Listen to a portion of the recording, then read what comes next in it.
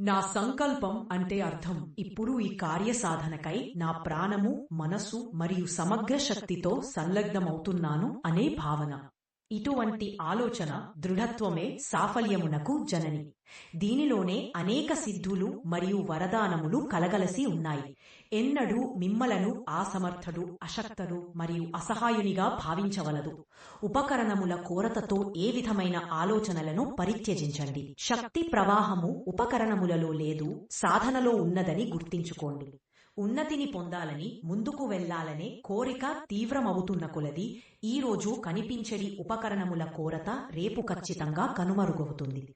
దృఢ సంకల్పం ఉంటే స్వల్ప ఉపకరణములతో కూడా మనిషి అధిక ప్రగతిని సాధించగలడు మరియు జీవితమును ఆనందముగా గడుపగలడు. మీలో కూడా అసాధారణ గుప్త శక్తుల, మనసు, శరీరం మరియు ఆత్మ యొక్క అసంఖ్యాక శక్తుల భాండాగారం దాగి ఉన్నది. చింతించవలసినదేమనగా మిమ్మలను సాధారణ వ్యక్తులుగా భావించుట గురించి. నిజమైన బలహీనత ఏమనగా ఇంకా మనమీద మనకు సంపూర్ణ విశ్వాసం లేకుండుట.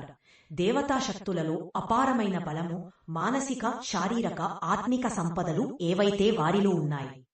శ్రమ మరియు లక్ష్యసిద్ధితో కూడిన ఇచ్ఛా సాధన వలననే దేశం ఉన్నతమవుతుంది. ఇచ్ఛ అనేది ప్రచండమైన శక్తి కలది. ఎప్పుడూ కఠినమైన పరిస్థితుల మందు ఓటమిని అంగీకరించవద్దు. భిన్నముగా ఎంతటి కఠిన పరిస్థితిలోనైనా ఓర్పు, ఉత్సాహమును తీవ్రంగా ప్రకటించు. రకరకముల ప్రయత్నములు చేయి. వేరువేరు చోట్ల పనిచేయి. ఎక్కడో ఒక చోట సఫలత లభిస్తుంది.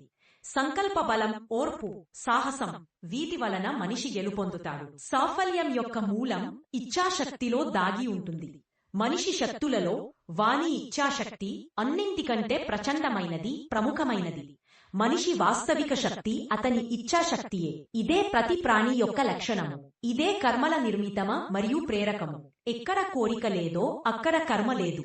ఎక్కడైతే ఇచ్ఛ ఉంటుందో అక్కడ కర్మ జరుగుట అనివార్యము. అన్ని కోరికలు సంకల్పము యొక్క సరిహద్దును తాకలేవు. వాటిలో పూర్తి అయ్యేటి శక్తి ఉండదు. కావున వాటిని జీవం లేనివిగా భావించుట జరుగుతుంది. కాని ఏ కోరికలు అయితే బుద్ధి, ఆలోచనలు, దృఢ భావన ద్వారా పరిష్కృతం కాగలవో అవే సంకల్పములుగా మారుతాయి. ధ్యేయసిద్ధి కోసం కోరికను మించి సంకల్పం బలంగా ఉండాలి. సంకల్పమనేది అభేద్యమైన కోట వంటిది. మైన విఘ్నముల నుండి, దుర్బలమైన ఊగిసలాడే పరిస్థితుల నుండి మనకు రక్షించుటయే కాక సాఫల్యం యొక్క వాకిలి వరకు చేర్చుటలో సహాయం చేస్తుంది. ప్రతి ఒక్క ఆలోచనకు ఒక నిశ్చిత స్వరూపం ఉంటుంది. అది ఇతర స్వజాతీయ ధారలతో కలిసి ఇంకా శక్తిశాలి అవుతూ ఉంటుంది. ఇటువంటి అనేక రకముల సంకల్ప వికల్పములు సూక్ష్మ జగత్లో దాగి ఉన్నాయి. వాటి లాభం మనిషికి తన కోరికను పూర్తి చేసుకునుట కొరకు పూర్తి మనోయోగంతో దానిలో లీనమంపు లభిస్తుంది. ఈ విధముగా మెదడు ఇటువంటి స్వజాతీయ ఆలోచనా తరంగాలను ఆకలిగొన్న కొండ చిలువ తన వేగవంతమైన శ్వాస ద్వారా అనేక చిన్న చిన్న జీవాలను, పురుగులను తన వైపుకు పీల్చుకొండే సూక్ష్మ ఆకాశం నుంచి తన వైపుకు లాగుతుంది. స్వజాతీయ తత్వములో ఒక అదృశ్య శక్తి పనిచేయుట ప్రారంభం కాగనే సాఫల్యమునకు అనేక మార్గములు వాటంతటవే స్ఫురణకు వస్తాయి. ఇదే సంకల్ప శక్తికున్న గొప్ప లక్షణం. సంకల్పంతో శక్తిని జోడించుట ఒక కళ మరియు ఇందులో కొద్దిమంది మాత్రమే పారంగతులు కాగలరు. ఇందుకు కారణము పరిశ్రమలేమి, ప్రయత్నములయందు ఉదాసీనముగా ఉండుట.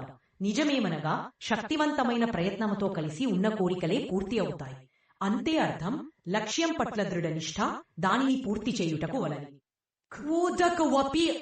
కాసంగులకు కూడా అసలు ఎప్పుడు శక్తివంతం కాజాలదు.